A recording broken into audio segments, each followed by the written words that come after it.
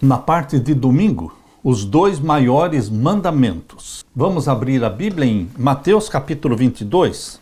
Mateus capítulo 22, vamos ver os versos 34 a 40. E os fariseus, ouvindo que ele fizera emudecer os saduceus, reuniram-se no mesmo lugar. E um deles, doutor da lei, interrogou-o para o experimentar, dizendo: Mestre, qual é o grande mandamento na lei? E Jesus disse-lhe: Amarás o Senhor teu Deus de todo o teu coração, de toda a tua alma, de todo o teu pensamento. Este é o primeiro e grande mandamento. E o segundo, semelhante a este, é: amarás o teu próximo como a ti mesmo. Destes dois depende toda a lei e os profetas. Segundo o próprio Cristo, o grande primeiro mandamento é: ame ao Senhor seu Deus de todo o seu coração, de toda a sua alma e de todo o seu entendimento. Jesus então acrescentou: e o segundo, semelhante a este, é: ame ao seu próximo como a si mesmo. Contudo, esses mandamentos não são independentes, pois Jesus instruiu ainda dizendo: destes dois mandamentos depende toda a lei e os profetas. Esses dois mandamentos são retirados do Antigo Testamento. Como a resposta de Cristo à pergunta do jovem rico está ligada intimamente à resposta que deu para o intérprete da lei em Mateus 22. Abra sua Bíblia em Mateus capítulo 19 e vamos ver o verso 16 a 23. E eis que, se aproximando dele um mancebo, disse-lhe: Bom mestre, que bem farei para conseguir a vida eterna? E ele disse-lhe: Por que me chamas bom? Não há bom senão um só, que é Deus. Se queres entrar na vida, guarde os mandamentos. Disse-lhe ele: Quais? E Jesus disse: Não matarás, não cometerás adultério, não furtarás, não dirás falso testemunho. Honra o teu pai e a tua mãe, e amarás o teu próximo como a ti mesmo. Disse-lhe o mancebo: Tudo isso tenho guardado desde a minha mocidade. Que me falta ainda? E disse-lhe Jesus: Se queres ser perfeito, vai, vende tudo o que tens, dá aos pobres, e terás um tesouro no céu, e vem e segue-me.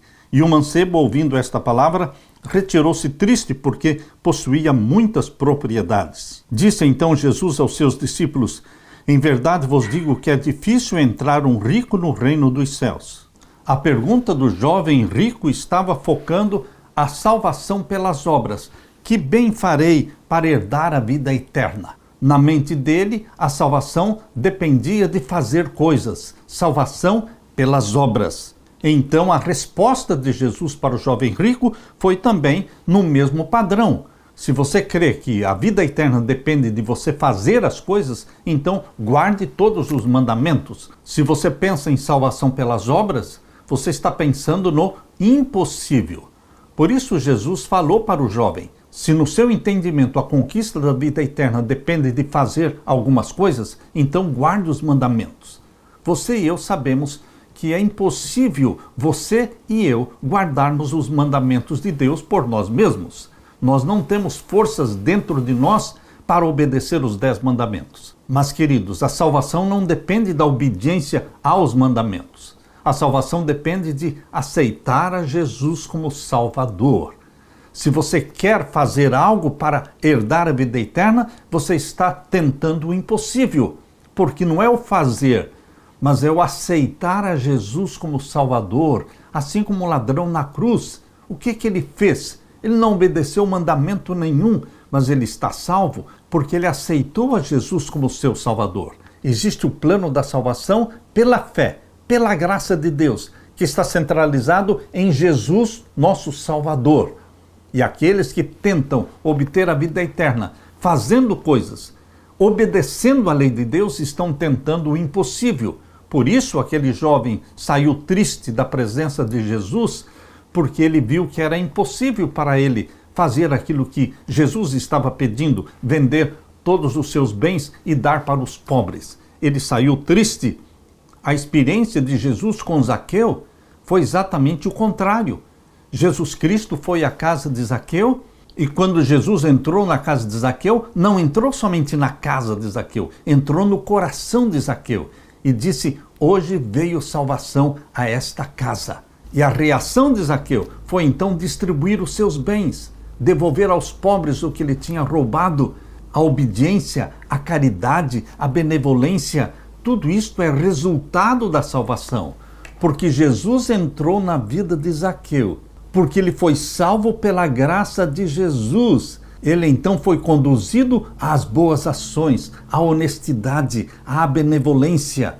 Mas a salvação está em Jesus. Os salvos em Jesus Cristo irão obedecer os mandamentos de Deus. Assim como o jovem rico, muitos hoje estão pensando: o que farei para herdar a vida eterna?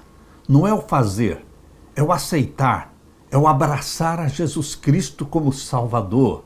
Mas é só isso? Para ser salvo é aceitar a Jesus Cristo como Salvador. E você estará salvo, confessando a Ele os seus pecados, você estará perdoado. Mas e a obediência aos mandamentos de Deus?